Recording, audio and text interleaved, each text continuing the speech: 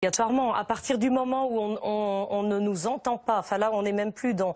On nous entend pas, on nous écoute pas, mais on nous comprend pas.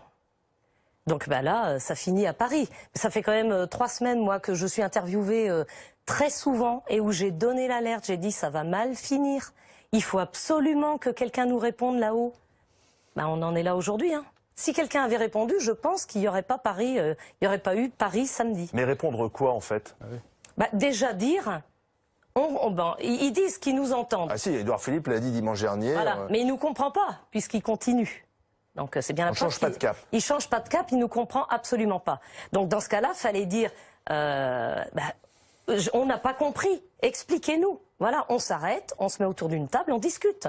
Mais est-ce que ce sont des Français, même s'ils sont nombreux, qui manifestent, qui ont forcément raison et qui doivent forcément obliger un gouvernement à changer sa politique? Écoutez, vu le nombre de personnes, là, je crois que c'est quand même, il n'y a pas le choix, c'est significatif de tout. Jacqueline Moreau, vous avez espoir que ça va changer d'ici la fin du quinquennat? Ça ne changera pas la semaine prochaine. Non, mais la fin du quinquennat, parce la cassure, elle est faite. C'est 5 ans le mandat. La cassure, elle est faite et là, c'est net. Madame. Donc, j'ai l'impression, excusez-moi, monsieur le député, je n'ai rien contre vous personnellement, mais j'ai vraiment l'impression que, voilà, on vous entend ceci, mais la transition, machin... Il y a eu des propositions. Mais c'est pas ça que le peuple aujourd'hui, là, dans la rue, va entendre. Ma conception, là, de la démocratie, c'est que c'est le peuple qui est souverain. Et là, on a quand même des millions de personnes... Comment ils s'organisent pour faire fonctionner un pays de 67 millions d'habitants? Alors attendez, je vais si vous me laissez terminer. Oui, mais il faut être précis aussi. On a des millions de personnes dans la rue et personne... ne les écoute. Non. Il y a peut-être des millions de gens qui vous soutiennent dans les sondages. Effectivement, il y a un soutien des Français, mais dans la rue, il n'y a pas des millions de gens. Évidemment que les chiffres qui ont été diffusés n'étaient pas les bons. Ça, de toute façon, on peut revenir là-dessus, c'est encore une autre polémique.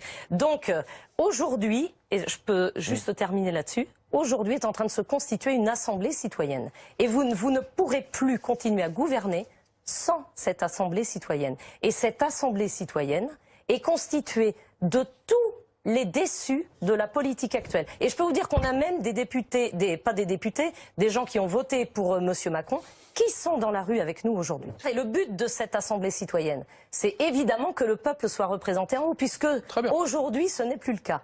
Voilà. Donc dans l'idéal, c'est d'avoir une assemblée nationale avec de la droite, de la gauche, et les citoyens au milieu.